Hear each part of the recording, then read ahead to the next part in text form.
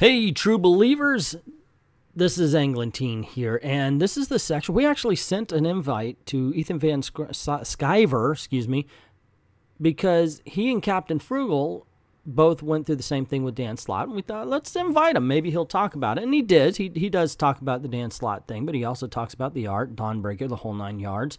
We get questions that we ask him, and he answers questions from the comment section. So a lot of stuff is going on here, and we were very happy and very humbled, actually, that he decided to come on and chat with us. It was very nice of him. So once again, if you do like these videos that we put together, please go on over to Patreon or VIDME. The links are in the description below. Drop $1 in the till. Help us keep the lights on and help us keep videos like this coming for you, because we love making them, and we hope you enjoy watching them. So without further ado, just kick back, relax, and enjoy. Guys, just to give you a heads up, Ethan Van Sciver's here. So, hey, what's up? If he wants to come on, he's, of course, more than welcome. No, he's here. He just popped in. Oh, so I'd like to say welcome. Hey. Thanks for popping in and joining us. Yeah. Hey, welcome aboard, man. We can't hear you. He just okay, popped yeah, out. we don't have sound on Mr. Ethan. He must have just lost it. He just got popped back out. Okay, so he well, was here a second ago. Yeah, he was in and then he popped out. I don't know if he's having a obviously. And here we go. Well, I'm here now, guys. Oh, there he is. Hello. Thanks for joining us. Oh, there he is. Hi there, guys. I'm comic artist Secrets. Yeah. Also known as Ethan Van Sciver. I've got a channel here on YouTube. If you're listening, subscribe right now. Comic Artist Pro Secrets.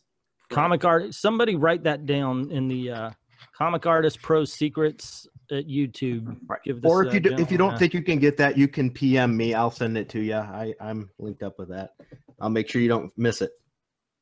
All right. Well, I got an invite to join this conversation. What are you gentlemen talking about? Well, now we're just talking about comics, but we did bring up the whole incident with you and Slott on Twitter earlier this week, and of course, Frugal got attacked by Slott as well. By Dan Slott. Yeah. Okay. In all honesty, on this side of the for lack of a better word, Comicsgate fence, you've become quite a hero for standing up and just saying, Dan, it's not your freaking business. Oh, well, I mean, look, I don't have anything against Dan Slott. I feel like, first of all, he's a really, really good guy. I think he means well. I'm sure you guys don't want to hear any of this.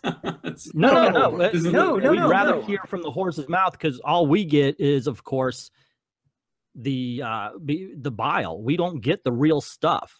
Yeah, so if you've got the real story, of course. Well, I don't have the real story. I don't talk to him hardly ever. I did spend a little time with him. He's a very funny guy. He's a good fella. I think that he sees the comic book critic community differently than you guys see yourselves, and I think he's legitimately concerned that people he calls marginalized creators in this industry, are not harassed. I feel the same way. I don't want marginalized people in this business harassed. Oh, yeah. I think it's ridiculous. We're right there with him. That's the thing. We're right there with him. Right. The difference is we can't say anything because we get blocked by everybody. Yeah, the difference is we're also the ones who say, all right, thank you for providing us with a look into, just to give one example, the writing of self-proclaimed quirky Rican Gabby Rivera, a Hispanic female lesbian comic book writer, and then we look at her writing, and we're like, oh my God, this is horrible. It's not very good. And we review her writing on the basis of the fact that she can't keep a narrative. Her writing, it has nothing to do with quality or her race or anything like that. She can't keep a narrative. Her characterization is choppy as hell. Her plots are paper thin, and we make those remarks, and suddenly we hear, well, you're just saying that because she's gay, Hispanic, and we're like, dude, where the hell did this come from? Well, I mean, that must be very frustrating for you guys. I don't know. I mean, I'm as long as you know, your intentions are pure and you're being a critic based on the work, I think that's fair. And you know, listen, I enjoy listening to YouTube channels of all sorts. I think you guys are having fun. I've started my own YouTube channel just because I think it's so neat. Yeah, say that one more time so I could type it in the comments. Okay, here. What is it again? My channel is called Comic Artist Pro. Well, all one word. Is it 3 words or 1? One word. Comic Artist Pro Secrets. And it's basically me talking about, I give sketch instructions, tutorials, and I actually do commentary tracks for my own work. I mean, throughout history. I just did my first live chat tonight, which went pretty well for a new channel. It's absolutely awesome. Yeah. Now, you did the oh goodness, I can't, Dawnbreaker, yeah? That's right. Yeah, that came out last week. Okay, have you seen the video? Yeah, that I did on this. No, because yeah, I did a critique of your book. Okay. And basically in the description, I say I fillet the book for about 6 minutes. I'm very honest, dude. Nice. Amazing. Thank you. Thank you. Amazing, this book. Now, and I was just talking before you came on, I was just saying, when you read books for like, you know, we read a lot of books just for YouTube to be, you know, criticized, to is this good, is this not? You stop saying it because you're looking for things. But so it's really hard to find the books that just knock your socks off. And I read Dawnbreaker, and I think I started off going, I'm so happy. Really? Oh, good. Because yeah, I mean, you know, holy crap. Oh, well, yes, please. I swing for the fences. Yeah. You know, can I ask a question? Was there a particular comic book or something that inspired you to start drawing comics? Let's see. I mean, I'm sorry, I'm getting messages from someone else right now and stuff that just made me laugh. Let me type something really, really quick back to this guy. Go right on. Good. Oh my God. I think it would be great. This is funny. If you guys knew what was going on right now, you would think it was funny too. Okay. Let's see. Jack gave you the laugh track. When I was 12 years old, I found John Byrne's Superman and the Man of Steel, and that was great. And then once I saw Todd McFarlane's inky, kind of super detailed, explosive, a kind of oddball style on the Incredible Hulk, that was it. I knew I wanted to draw comics, and I started drawing his version of the Incredible Hulk with that big forehead. In school, you know, I was in 6th, 7th grade. I was drawing it all the time. I loved it so much, and I knew that's what I wanted to be. And I you're swore a touch younger than myself and Chef Jack. Yeah. Well, I'm sorry. No, to give you a comparison, the comic book that inspired me was Archie Goodwin's Manhunter. And mine was the Adventure Comics Dial H for Hero. That really got me as a collector. Yeah, you guys might have 5 years on me. I mean, what are you saying? Well, it sounds about 10. Yeah, 5 or Archie Goodwin was 19. Archie Goodwin's Manhunter was 1974. So yeah, we started reading in 1974, but I think really where we were like, oh, you got to buy everything. That was in 1980s. So. Well, I didn't know. Well, that's really. So, yeah. That's when I was born. That's the year I was born. I feel I feel like an old man, and now I feel like a young man. So I thank you all. This That's what we're here for. Even though Jack's older than me by 3 years, they've nicknamed me Old Man Comics. Oh, okay. So there you go. Have fun with that. That's a good thing. So you've got your YouTube, which is gosh darn it, I have no memory anymore. Comic Artist Secrets. Comic Artist Pro. YouTube. Comic Artist Pro Secrets at YouTube. What book are you, other than Dawnbreaker, which that's a one-shot, yeah? Yeah. Which, by the way, if you can find it, if they put it into second printing, this is a keeper. Okay, and when we do our best of the best of one shots, that's my vote, because we're going to do it. I just got a note from Diversity in Comics. Diversity in Comics is going to roast it. So you didn't like it as much as you guys did. Yeah, well, I'm not allowed to comment on. I'm not allowed to comment on DNC right now. Well, so I was specifically asked to not comment on Diversity in Comics. Yes, he was. Yes, he was. But yeah, he's definitely wrong about that. And yeah, sorry.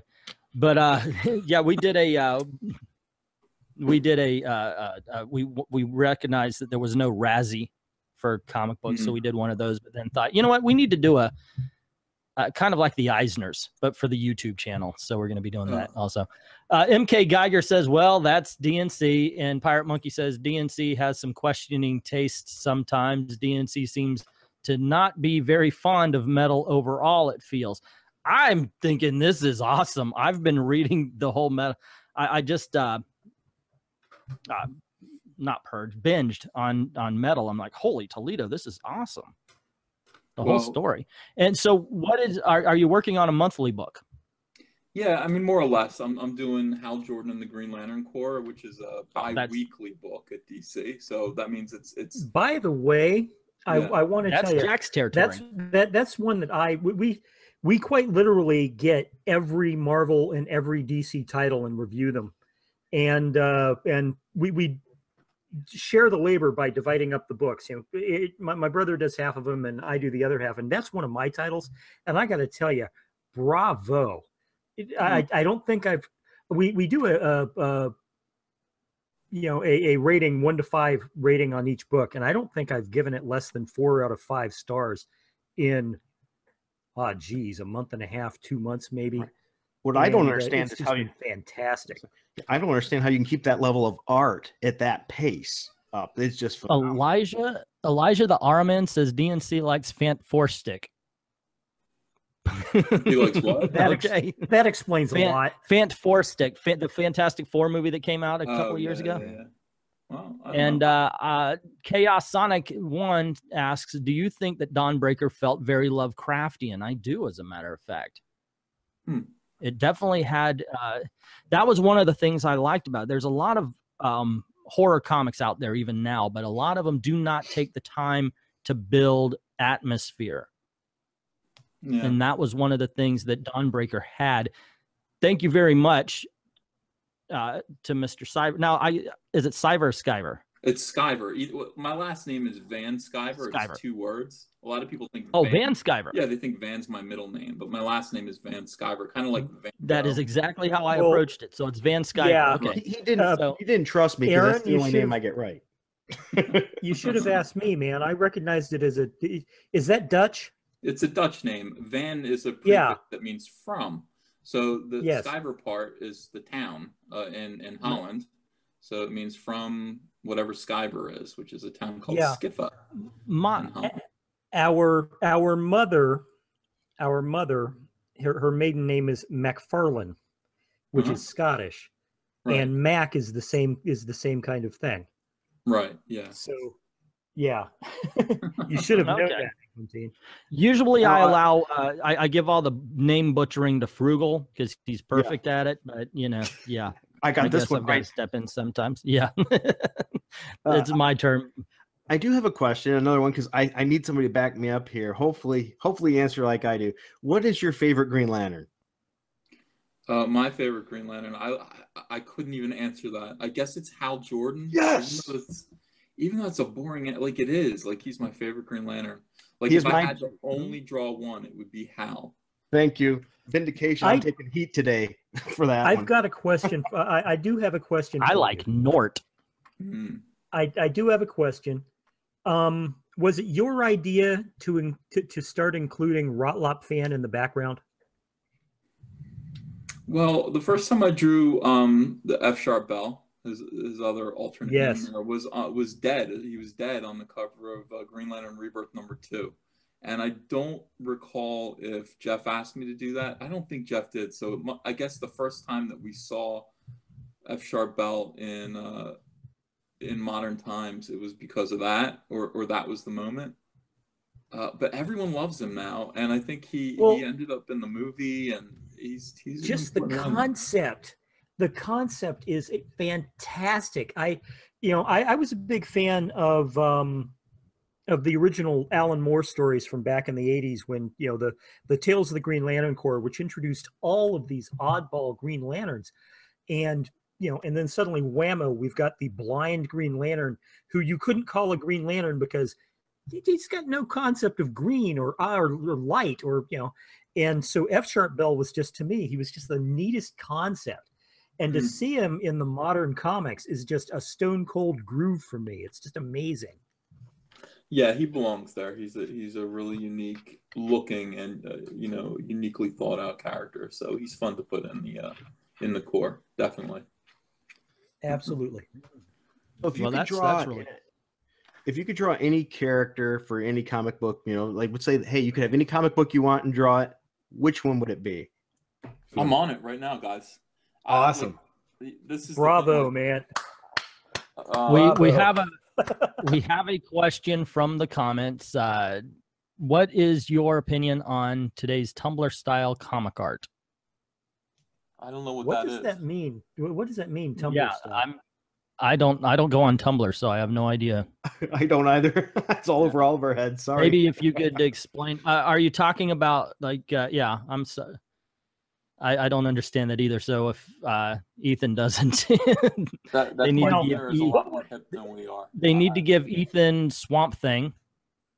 Would you draw a Swamp Thing if given the chance? A couple issues, sure. Not for very long. There you go. I really like.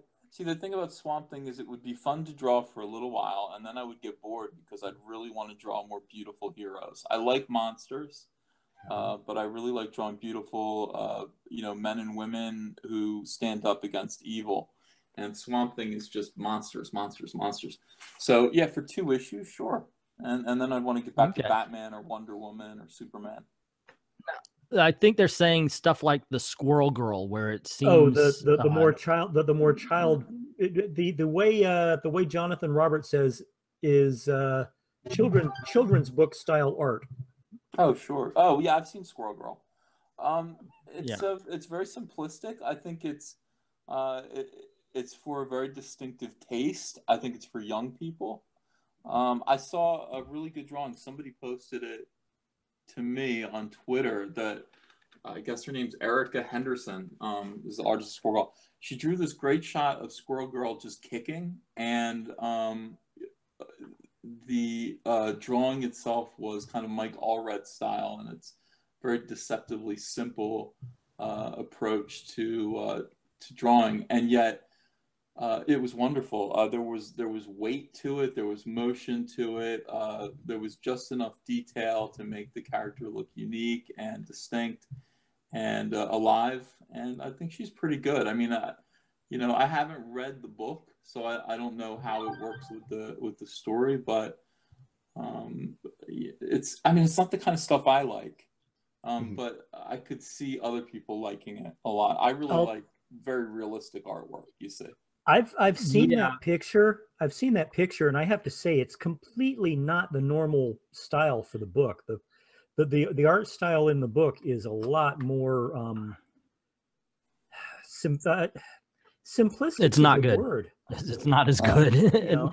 I've seen Erica Henderson drawing, even like you said, in that style, and what we want to, I guess, the Archie style, and that was really good. But sometimes, it just kind of fell. Although I have to say, the art in Squirrel Girl is not the worst that I think is going on at Marvel right now.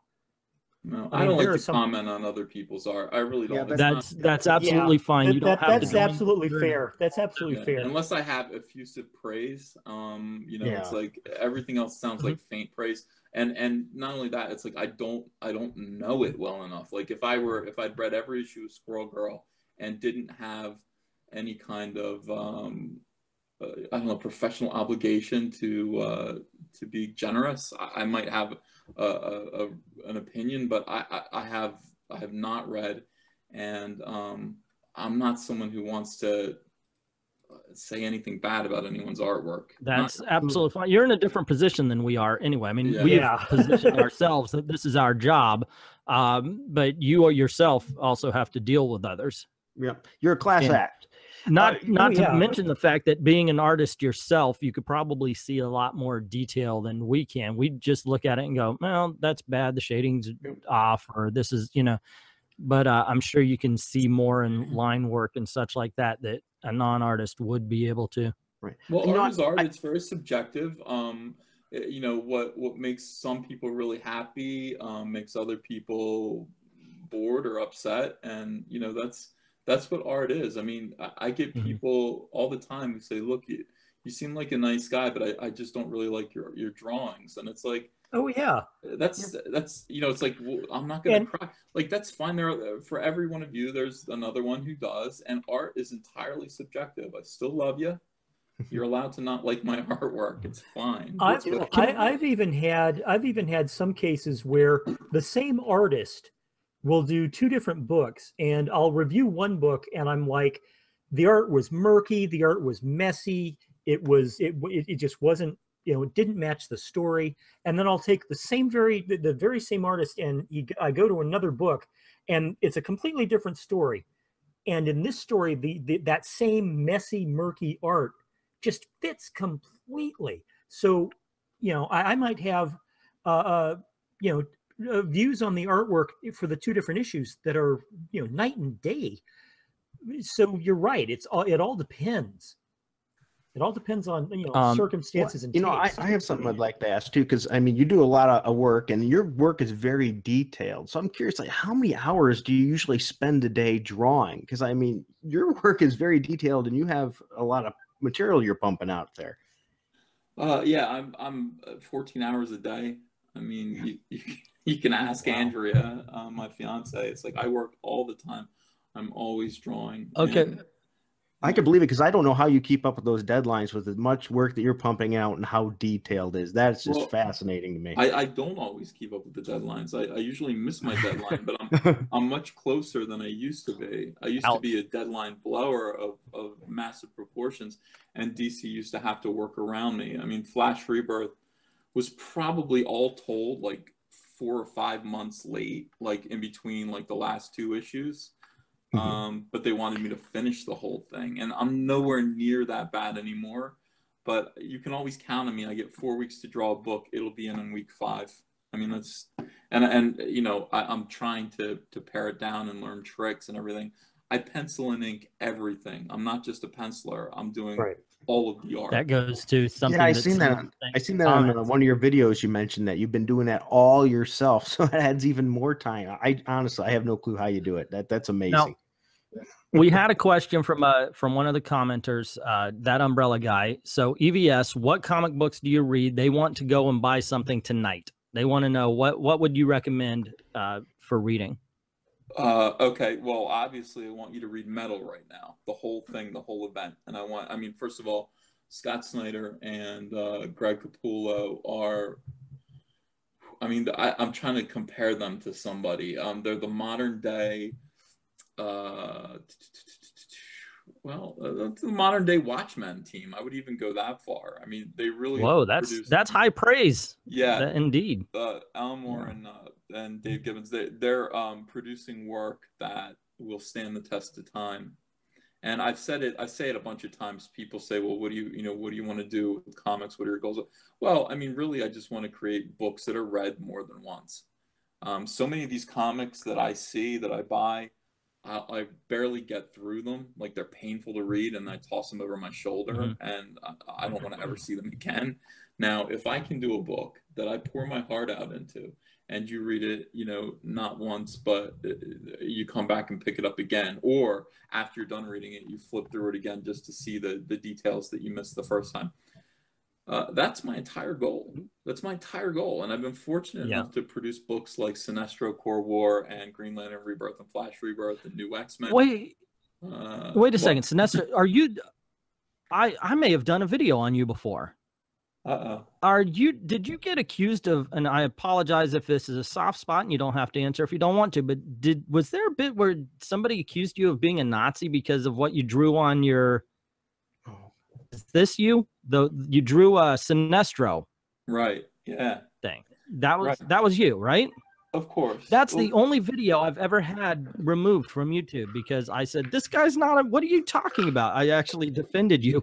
And it got taken down because I said Nazi like every third. Yeah, it's weird to have to defend yourself and say, hey, I'm not a Nazi. But that is transparently obvious to anyone who knows me. And anyone who... It was ridiculous. Who dislikes me because of my politics, which are... back in a few months ago when I would actually speak about politics, and I no longer do. I think it's destructive and poisonous. It's poisonous. It's a better word for it.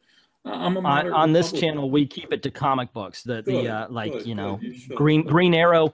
Green Arrow is a liberal character. He's going to be doing liberal things. You know, we keep it. Right. We can talk about the politics in the comic books, but we don't talk about like, well, President Trump did this. You know, we don't talk about that kind of stuff here. That's right. Well, that's good. And yeah, I think there are some people who, you know, wanted to punish me for the election results in November. And boy, they sure. Well, you were the one who did it. Yeah, it's all your fault. Your fault. you can't get. I remember though. I saw it because it was on Bleeding Cool, which has now gotten a new name around these parts. And I went after it. I was like, how are you with this guy? It's obviously a joke, you know, because it's a combination of a bunch of things. First of all, if you go through my Facebook, which has been up there for 15 years, there's all kinds of just crazy jokes and humor. Now, if you pour through my timeline, which apparently is what someone did, you might find 2 or 3, which is what they found, jokes about Nazis or Hitler. And then you combine that, because I mean, that's what you do. At some point, it was like, you can't joke about Nazism. Well, it's weird. What was Hogan's Heroes? What was, you know, Springtime for Hitler in Germany and all this nonsense? It used to be okay. Yeah, the good comedies. Yeah, it's not okay anymore. Okay, it's not okay anymore. That's fine, you know. But Sinestro was based on, you know, there were aspects of his redesign that were kind of based around Hitler's sort of imperious, kind of evil, cold, cynical, arrogant demeanor. And then his haircut was cut short in this kind of fascist sort of style. And it changed the character. It made him huge. And well, let's be honest. He was given Heinrich Himmler's haircut. Yeah. Well, his haircut before didn't work. His forehead was so big that having a kind of pompadour with a widow's peak it looked bad to me. It looked old-fashioned. So the character just became amazingly successful. I mean, suddenly he was just one of DC's top villains, and I think it was just because of the overhaul of that. I think the comparison, though. I mean, I've been calling Sinestro Space Hitler for Jesus, I don't know, since the 70s, because it's just an apt comparison. Why would anybody object to this? Well, he's a political figure. He is opposed to the Green Lantern Corps and everything that they stand for. He's always been. So yes, he is kind of Space Hitler. But before, it's a different time now. Back then, we could have Blazing Saddles, as you know, we're bringing up Mel Brooks movies and things like that. Now there's no way that kind of thing would pass. And even if you did it as a joke and everybody was in on the joke, you would still get nailed for being racist, or in this case, if you I think that people would call Steven Spielberg Hitler for making Schindler's List today. I don't know about that. All I know is this. I know that white supremacy is abhorrent to me. Racism is abhorrent to me. Nazism is disgusting and vile. And, you know, my politics and my belief system do not include those things. I am someone who finds those people disgusting. I avoid them. And I am not interested in hearing from them, nor do I want... It's painful that anyone would say that about me. It really, really hurts. Yeah, you know, and you have a lot of people that are standing up for you and are really thankful for your stand of no politics in the books. And in what you're doing. Just to let you know, I mean, it's blowing up all over in the chats and everything, and videos and everything. People are really appreciating the work you do. I don't even think it has to be no politics. It's just that if you're going to put politics in the book, let it lie and let people make up their minds in it. But modern day versus the way they did it, and of course we're usually talking about modern day Marvel, but the politics now, they've chosen sides, and those who are not on the right side are the bad guys. Back when we were young and we were growing up and reading, yeah, they did politics all the time, right. But it was usually very vague, and it was it wasn't vague, it was subtle. Yeah, but you were left to either accept it or not accept it. This was it, and you were not a bad guy or good guy depending on how you took it. Right. What was the issue you did? The Incredible Hulk issue that had Crazy 8. It was Peter David's issue. Oh yeah, Peter David's. It was like nobody cared about this issue, but it was a character called Crazy 8, and she got the death penalty. David wanted to talk about the death penalty, so boom, he wrote one, and his politics were there as obvious, but it wasn't like, and if you're for the death penalty, you suck, you should die, you know.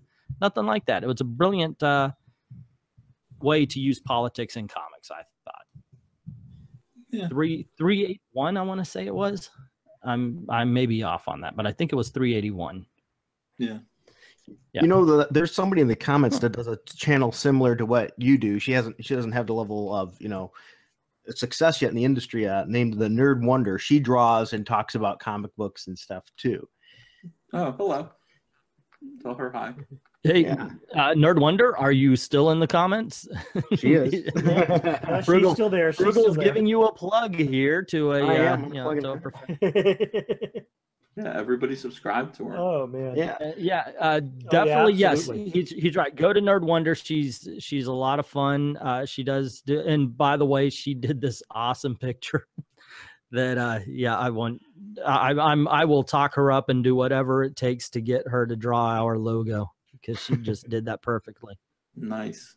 We use, just to catch up, we use Miracle, Mr. Miracle, and Orion, because my brother's a little bit hot-tempered, and no, I am. I openly admit that I am. But what she did was she combined the masks and she created one person out of it, and I thought, wow, that looked really good. And she did it in this kind of a it was the whole Comics Gate thing, which is what everybody's calling it now, except for it was done in the Days of Future Past Wolverine cover.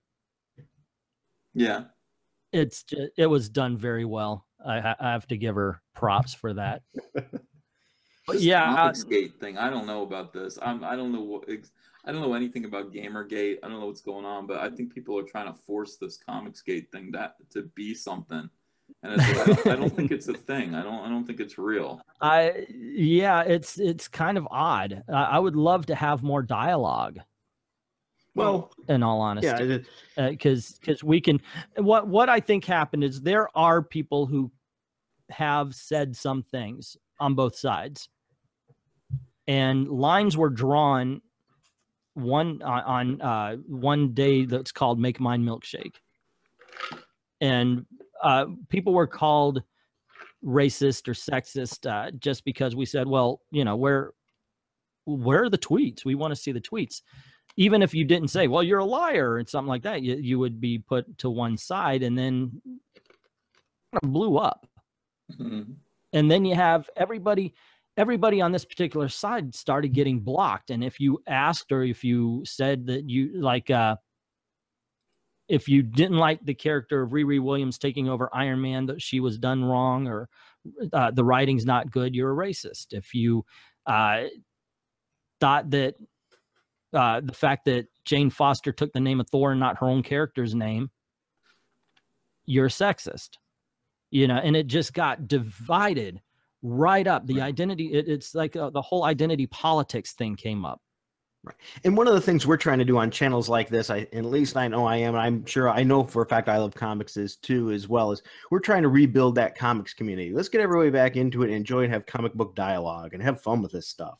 Well, that's the idea, and that's what the idea behind my channel is. The political stuff. I'm telling you guys, I use the word poisonous, and I that's what it is. I agree with you. Oh, absolutely. Obsessing over politics absolutely. on either side will poison and strangle this business, this industry. And what we need to do is put all that aside, not talk about it. I mean, you keep your politics to yourself, and let's talk about making good comic books. And let's talk about how we can interact with retailers, with fans, with professionals, how we can improve the communication and the friendliness, because we all should really love each other. And I really think one of the things that's going to go. I mean, if we dismiss politics as much as possible, except in the abstract way that I think you described with Peter David's comics, if you do that, I really think things will begin to improve. I know that, you know, it's improved my own life. Yeah. Just to kind of be like back to comics again, starting by collecting comics again. You know, it's like it makes you happy. There's absolutely nothing wrong. There's absolutely nothing wrong with a writer. There's absolutely nothing wrong with a writer including politics in a story. You know, political stories have been happening since people started stories. You create a fiction that deals with a real life issue, and it puts a light on it, and in some cases that light really needs to be shined on it. Really good stories have come out of doing that. But what you don't do is blame the readers when the badly written, overly political story doesn't sell, because the fault lies with the badly written, overly political part. And so what we need to do is we need to get back to subtle politics. And I do have to point out, and this is not an attack on any sorts, it's just this is part of the story, is that there have been articles written. They're all aimed at diversity in comics, but they'll say like diversity in comics and all of his friends and followers, and we're a part of that group. And we're all racist, and we're all trolls, and we're all sexist, and we hate women in comics. And I find that incredibly insulting. And to say, and especially when they say that there weren't any women in comics. I mean, have y'all never heard of Joe Duffy? Right.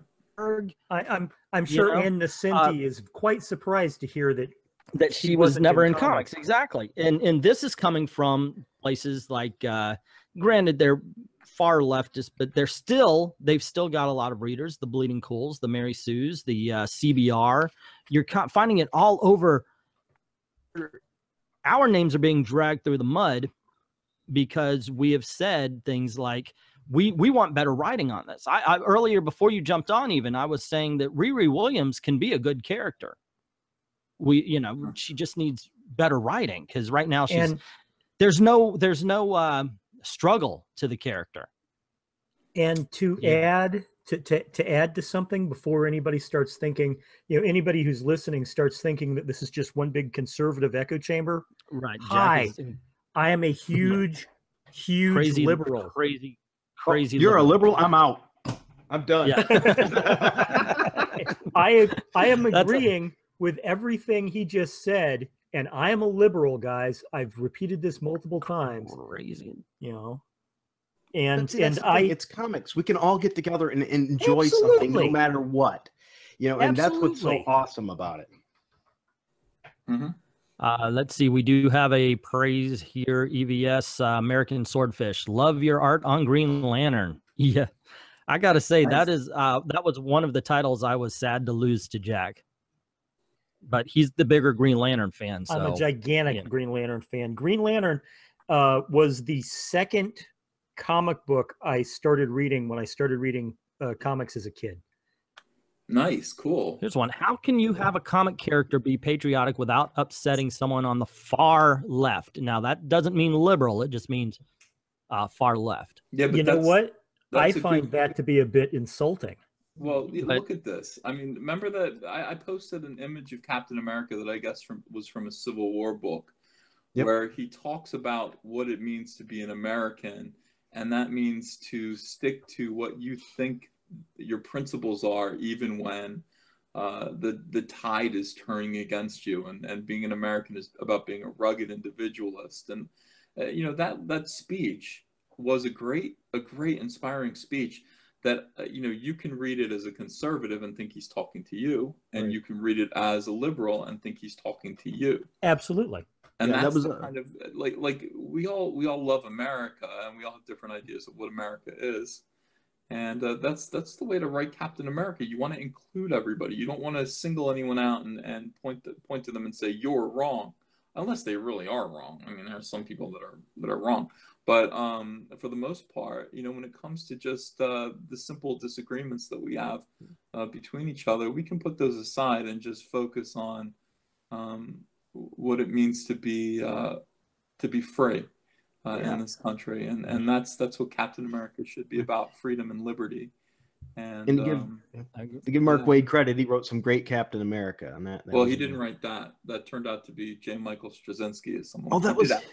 Hey, oh, really? I was wrong on that one. Having met and spent some time with Michael Straczynski, let me tell you, he's more liberal than I am, guys.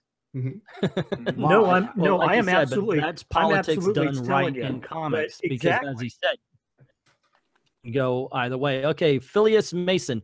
Personally, I don't mind comics being left or up. Okay, sorry, it went up too quickly. I try to get everybody Personally, involved. I don't mind Sometimes comics being left or even far left if the stories are reasonable, maybe even just good art. But rubbish art and no story, really, you want me to pay for that? Question mark.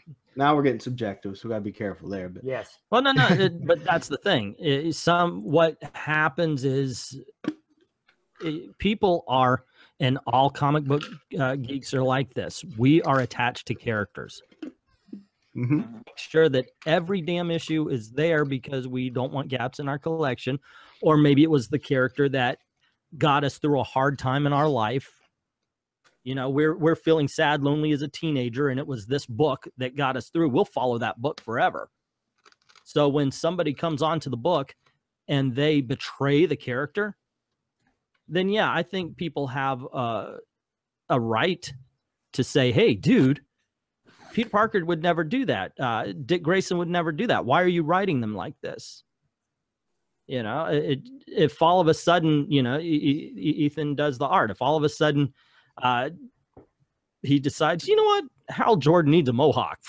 Okay, maybe somebody wants to go, I don't think Hal Jordan would wear a mohawk.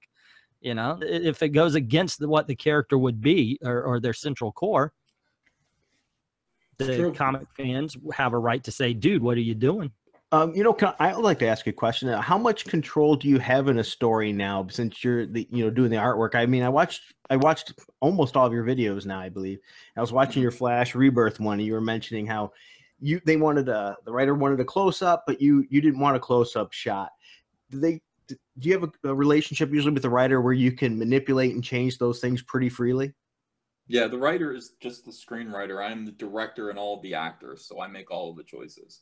And all the artists. Awesome. So, I mean, that's kind of the way it is. You don't want to upset the writer. You know, you want to make sure that you're true to the script, because the script did get approved by the editor.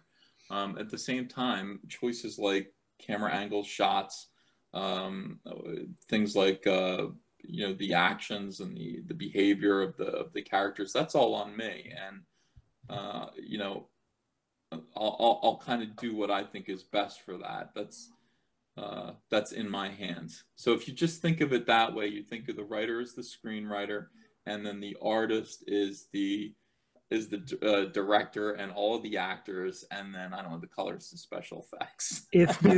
Well, let me ask you then, what if the script that you get has well, to extend the metaphor, what if it has stage directions? Sometimes it does. Do you follow those, or do you talk it over if you disagree, or? Well, I mean, you're assuming that I'm sitting there like, you know, obsessively, you know. Oh no, I don't want to. Ideas. I don't want to make it sound like that. No, I was just curious about it. Well, yeah. I mean, if there's stage directions, I'll follow them probably. I mean, you know, unless they just don't work when it comes down.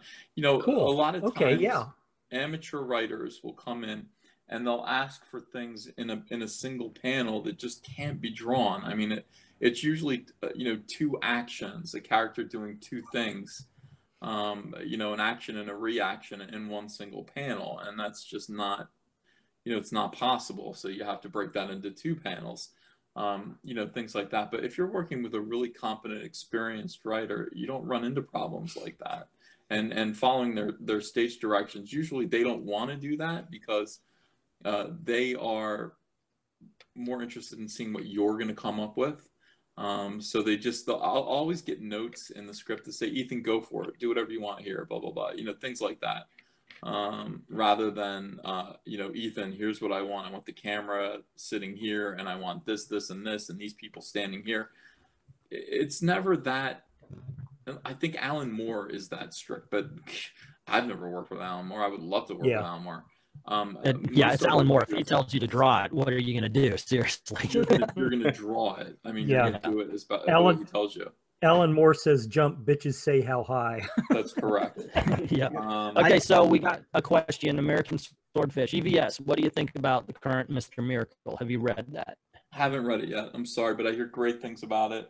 Oh, read it. Do so. You'll do yourself a favor. Englentine, check your mic. Yeah, it's getting nasty.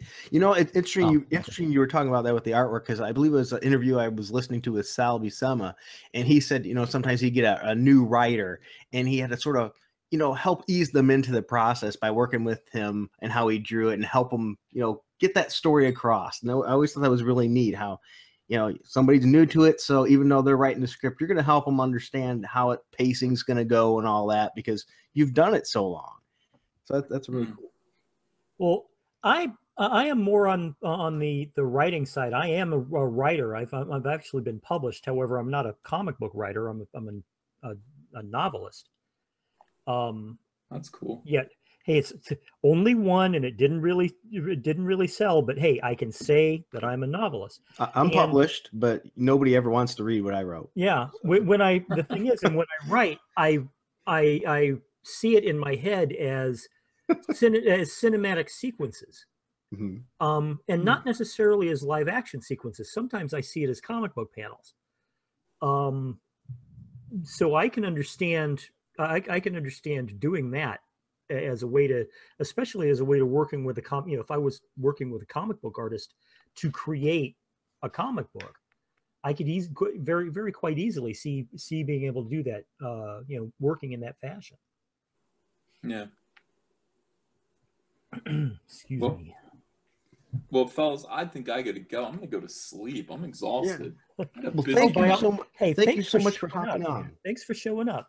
Yeah, hi everyone. I can't see anyone's comments. I don't know who's in the chat, but I just want to say hi to you guys and thank you for your support. Thank you for the support of my new YouTube channel. Please do go and join it. It's called Comic Artist Pro Secrets. Comic Artist Pro is all one word. Secrets is the second word. And I'm grateful to all of you, and thank you for supporting these critics. They're on to something. I think they should be listened to. And you guys are good guys. So, thank you very much for saying so. Yeah, thank you so much. We greatly appreciate that. Ethan, thank you very much for coming on. My pleasure. I'll see you on Twitter. Yeah, thanks a lot, man. All right, good night. Good night. Good night. Well, everybody, I hope you enjoyed that. It was very awesome of him to take some time with us. Yeah, wow, that was unexpected. That was unexpected. I mean, just it was hoped for. That's why we sent the invite. Yeah, so it just once again shows how amazing he is, and he cares about everybody. You guys, thank you for being so supportive of him in the comments section as well. We greatly appreciate that. Linko Natera, we love this guy. Keep doing what you're doing, Ethan, for Canadian Okay. Progasm. There's a new word. Yeah, well, it's nice. It's nice from what we get at with the Marvel universe, with the Marvel creators. It's very nice that somebody stepped up and said, "Hey, look, guys, this is the deal." And I do have to say, he's very classy for not going after Dan Slott. Yes, and I thought it would be a good idea to stay away from that. Well, he mentioned it. He talked and he said exactly what he wanted to say about it. Now, granted, I'm sure there was a lot of us who would have loved if he just went in, "Oh my gosh, that fat bastard needs to die." But that's not him, obviously. And I'm actually kind of happy it wasn't, because it would kind of go against what we're talking about here. You know, if we're trying to get the community together, yeah, we're going to, when they say something dumb, we're going to go after them. But it'd be about the message and not the person, except for my gosh.